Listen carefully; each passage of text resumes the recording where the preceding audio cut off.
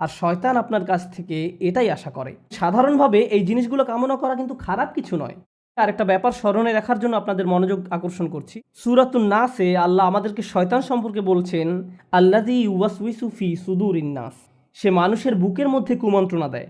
মানুষের আবেগ অনুভূতি প্রকাশ করতে আরবিতে সুদূর শব্দটির ব্যবহার দেখা যায়। আল্লাহ বলছেন ওয়াসফি সুদুর কওমি মুমিনিন, এবং মুসলমানদের বুকসমূহ শান্ত করবেন। আল্লাহ বলছেন ওয়াসফি সুদুর কওমি মুমিনিন, মুমিনদের বুকসমূহ শান্ত করবেন, অর্থাৎ অন্তরসমূহ শান্ত করবেন। এর মানে হলো আল্লাহ যখন সদর বা বুক শব্দটি ব্যবহার করেন, তিনি এর দ্বারা আমাদের আবেগও বুঝিয়ে থাকেন।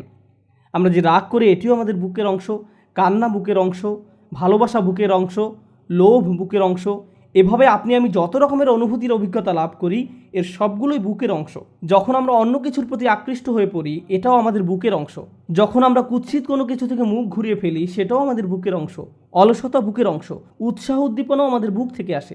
এর দ্বারা এটাও বোঝায় যে আমাদের ভেতরে আল্লাহ যত রকমের আবেগ অনুভূতি দান করেছেন, রাগ, ভয়, সুখ, এই অনুভূতিগুলোই আমাদের সংজ্ঞায়িত করে। এগুলো সবই প্রকৃতিগত এবং শয়তান এগুলোর সুযোগ গ্রহণ করে। সে আপনার রাগ হওয়ার অনুভূতিকে ব্যবহার করে আপনাকে কষ্ট দিবে, সে আপনার সুখ অনুভূতিকে ব্যবহার করবে আপনাকে পথভ্রষ্ট করার জন্য, সে আপনার অলসতাকেও আপনার বিরুদ্ধে ব্যবহার করবে, আপনার দুঃখের অনুভূতির মাধ্যমে আপনাকে পথভ্রষ্ট করতে চাইবে। কিন্তু সে জানে কিভাবে আপনাকে প্রভাবিত করতে হয়, কিভাবে আপনাকে দিয়ে এমন কিছু অনুভব করাতে হয় যা আপনার অনুভব করার কথা নয়, এবং কিভাবে অতিরিক্ত মাত্রায় তা করতে হয়। এটা সত্য যে সবাই সুন্দর কিছুর প্রতি আকৃষ্ট হয়। কে সুন্দর বাড়িতে বাস করতে চায় না? প্রকৃতপক্ষে আল্লাহ আমাদেরকে জান্নাতে বড় বড় ম্যানশন দেওয়ার কথা বলছেন, সুন্দর সুন্দর বাগান দেওয়ার কথা বলেছেন, ঝর্ণার কথা বলেছেন। আমরা এই দুনিয়াতে যদি এগুলোর প্রতি আকৃষ্ট না হতাম, তাহলে পরকালেরগুলোর জন্য আমরা আকৃষ্ট হব কেন? দুনিয়াতে এগুলোর প্রতি আকর্ষণ থাকার কারণেই তো জান্নাতকে এতটা আবেদনময় মনে হয়। তাই সুন্দর জিনিসের প্রতি আকৃষ্ট হওয়া আমাদের প্রকৃতিগত। শয়তান কি করতে চায়?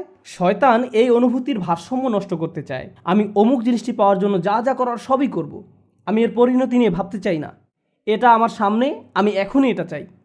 এর বিপরীতে আল্লাহ কী অফার করছেন তা ভালোভাবে বোঝার জন্য আপনাদের নিকট একটা উপমা উপস্থাপন করতে চাই। কেউ যদি আপনার কাছে এসে এভাবে প্রস্তাব দেয়, দেখো আমার কাছে একটা বাড়ি আছে, এই হলো তার ছবি, খুবই সুন্দর ম্যানশন, এর সামনে সমুদ্র সৈকত আছে, এটি একটি টিলার উপরে অবস্থিত, বাড়ির সামনের দৃশ্য অসাধারণ সুন্দর, ভেতরের ডিজাইনও তুমি যেমন চাও ঠিক সেই রকম, তুমি যা চাইতে তার সবই এই বাড়িতে আছে। এই বাড়ির দাম কয়েক মিলিয়ন ডলার, কিন্তু আমি তোমার কাছে এটি মাত্র $200 বিক্রি করব। তো প্রথমত আপনি এটি বিশ্বাস করবেন না, না আপনি এটি আমার কাছে $200 বিক্রি করবেন না। এরপর সে তার প্রস্তাবটি বিস্তারিত ব্যাখ্যা করে বলল, দেখো আমি গ্যারান্টি দিচ্ছি আমি তোমার কাছে এটি $200 বিক্রি করব, কিন্তু একমাত্র শর্ত হলো ঠিক 15 বছর পরে তোমার নিকট এটি হস্তান্তর করা হবে। তুমি এখন এটির দখল পাবে না। $200 কিন্তু তোমাকে এখনই দিতে হবে। বাড়ির মালিকানা পাবে 15 বছর পর। এই কথা শোনার পর আপনি কোনোভাবেই এই প্রস্তাবে আর রাজি হবেন না। আপনার কাছে মনে হবে এটি একটা প্রতারণা। আল্লাহ আমাদেরকে ঠিক এরকমই একটি প্রস্তাব দিচ্ছেন। এই হলো জান্নাত, এতে যেতে বেশি কিছুর দরকার নেই। আমি তোমাদের কাছে অনেক কিছু চাচ্ছি না, কিন্তু তোমরা এখন যেতে পারবে না। বিপরীতে শয়তান এসে বলে, আমি তোমাদেরকে জান্নাত দিতে পারবো না, আমি তোমাকে এর চেয়ে অনেক কম দিব, কিন্তু ব্যাপারটা হলো আমি তোমাকে এই মুহূর্তে দিব। জাস্ট এখনই এই আনন্দ নিয়ে নাও, এটি অনেক সহজ, আমাকে তোমার কিছুই দিতে হবে না। এভাবে সে তাৎক্ষণিক ভোগের প্রস্তাব দেয়। আপনাদের মধ্যে যারা ব্যবসা করেন তাদের উদ্দেশ্যে বলছি, কেউ এসে যদি আপনাকে বলে আমি তোমার থেকে এই মালামাল কিনতে চাই, কিন্তু আমি পরের মাসে টাকা দিব, ঠিক তখন অন্য একজন এসে বলল আমিও তোমার এই মালামাল কিনতে চাই, আর আমি তোমাকে এখনই সব টাকা নগদ দিব, আমাকে 10% ডিসকাউন্ট দাও। নগদ প্রস্তাবেই রাজি হবেন। আমি টাকার জন্য আরও 1 মাস অপেক্ষা করতে চাই না। মানুষ তুহিব্বুনাল আজিলাহ, তড়িৎ পাওয়া যায় এমন জিনিসকে ভালোবাসে। শয়তান এর সুযোগ গ্রহণ করে। সে আপনাকে উত্তেজিত করে তুলবে। তোমাকে অপেক্ষা করতে হবে কেন? তোমাকে কেন ধৈর্য ধরতে হবে? তুমি যদি চাও এখনই জিনিসটা পেতে পারো। তুমি কি সুখ পেতে চাও না? সে এভাবে আপনার সামনে এসে দাঁড়াবে। আপনি তখন আকাঙ্ক্ষিত বস্তুটি ছাড়া আর সামনে কিছুই দেখতে পান না। জিনিসটি পেতে এমন অন্ধ হয়ে পড়েন যে এর ফলে আপনি নিজে কী কী ক্ষতির সম্মুখীন হবেন বা অন্য কারো কী কী ক্ষতি হবে তা নিয়ে আপনি চিন্তাও করতে চান না। আপনি তখন সম্পূর্ণরূপে শয়তান দ্বারা পরিচালিত হয়ে পড়েন। সম্মুখ ভাগ থেকে এটা শয়তানের অন্যতম প্রধান একটি আক্রমণ কৌশল। সামনের দিক থেকে আক্রমণ করে সে আপনাকে অনেকটা অন্ধ করে দেয়। মিম্বাইনি আইদিহিম, এর আরেকটা অর্থ হলো ভবিষ্যৎ। কিছু যদি আপনার সামনে এসে পড়ে, যেমন ট্রাফিক জ্যামে আটকা পড়েছেন আর বিশাল এক ট্রাক একেবারে আপনার সামনে উপস্থিত, তখন ট্রাফিক জ্যামটি কত লম্বা তা আপনার পক্ষে বুঝে ওঠা সম্ভব নয়। আপনি এদিক ওদিক কাত হয়েও সামনের দিকটা দেখতে পারবেন না, কারণ ট্রাকটি এত বিশাল আকারের যে এটি সামনের দিকটা সম্পূর্ণ ব্লক করে ফেলেছে। যখন কিছু একটা আপনার একেবারে মুখোমুখি এসে দাঁড়ায়, আপনি দূরের কিছু আর দেখতে পান না। শয়তান এরকম একটি ব্যাপার আপনার কাছ থেকে আশা করে। আপনার আমার সামনে অবশ্যই যে ব্যাপারটা ঘটবে তা হলো আল্লাহর সাক্ষাৎ।